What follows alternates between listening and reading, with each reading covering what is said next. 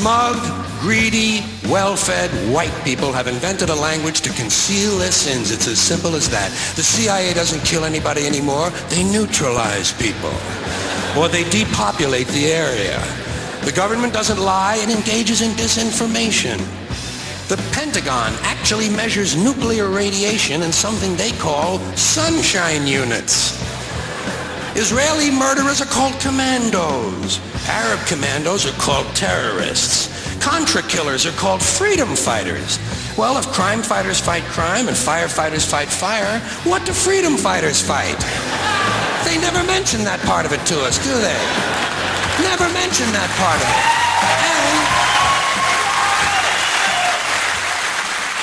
A lot of institutions in this country want to control your language, tell you what you can say and what you can't say. Government wants to tell you some things you can't say because they're against the law, or you can't say this because it's against the regulation, or here's something you can't say because it's a secret. You can't tell him that because he's not cleared to know that. Government wants to control information and control language because that's the way you control thought.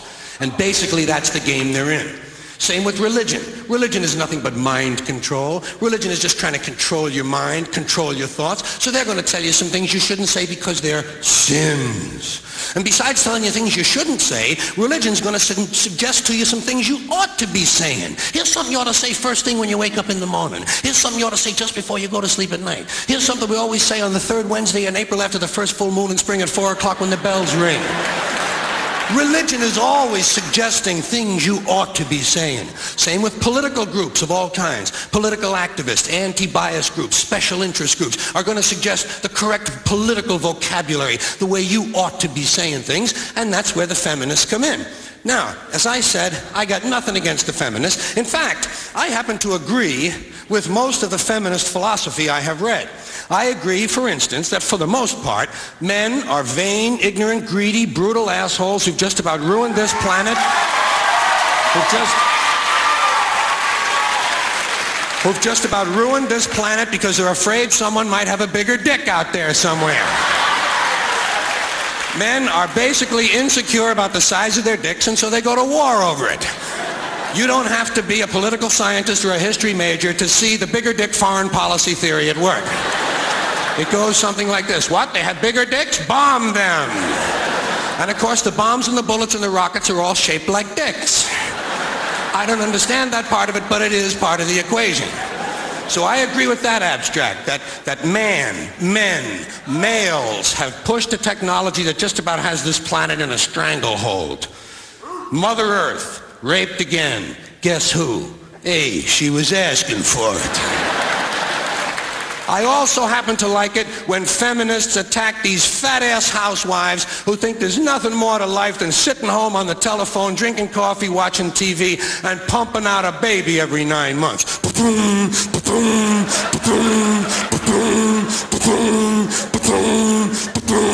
Will 7 be enough, Bob? But what's the alternative? What's the alternative to pumping out a unit every 9 months? Pointless careerism? Pointless careerism? Putting on a man-tailored suit with shoulder pads and imitating all the worst behavior of men? This is the noblest thing that women can think of? To take a job in a criminal corporation that's poisoning the environment and robbing customers out of their money? This is the worthiest thing they can think of. Isn't there something nobler they could do to be helping this planet heal? You don't hear much about that from these middle-class women. I've noticed that most of these feminists are white middle-class women. They don't give a shit about black women's problems. They don't care about Latino women. All they're interested in is their own reproductive freedom and their pocketbooks. But when it comes to changing the language, I think they make some good points. Because we do think in language. And so the quality of our thoughts and ideas can only be as good as the quality of our language. So maybe some of this patriarchal shit ought to go away. I think spokesman ought to be spokesperson. I think chairman ought to be chairperson. I think mankind ought to be humankind. But they take it too far. They take themselves too seriously. They exaggerate. They want me to call that thing in the street a person hole cover. I think that's taking it a little bit too far. What would you call a ladies' man? A person's person? That would make a he-man an it person. Little kids would be afraid of the boogie person. They'd look up in the sky and see the person in the moon. Guys would say, come back here and fight like a person, and we'd all sing for It's a Jolly Good Person. That's the kind of thing you would hear on Late Night with David Letterperson. You know what I mean? So,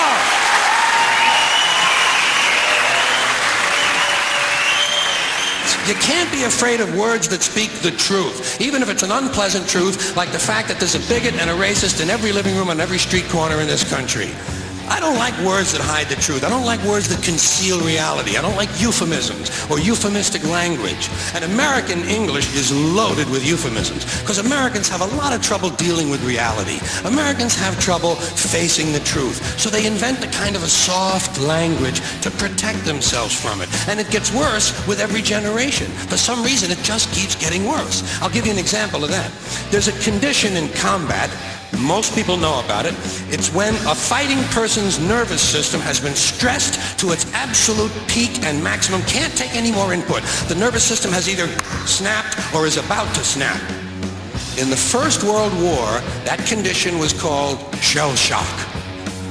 Simple, honest, direct language. 2 syllables. Shell shock. Almost sounds like the guns themselves. That was 70 years ago. Then a whole generation went by, and the Second World War came along, and the very same combat condition was called battle fatigue.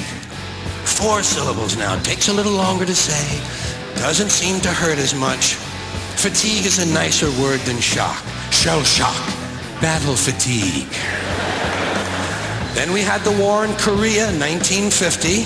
Madison Avenue was riding high by that time, and the very same combat condition was called operational exhaustion. Hey, we're up to 8 syllables now. And the humanity has been squeezed completely out of the phrase. It's totally sterile now. Operational exhaustion. Sounds like something that might happen to your car.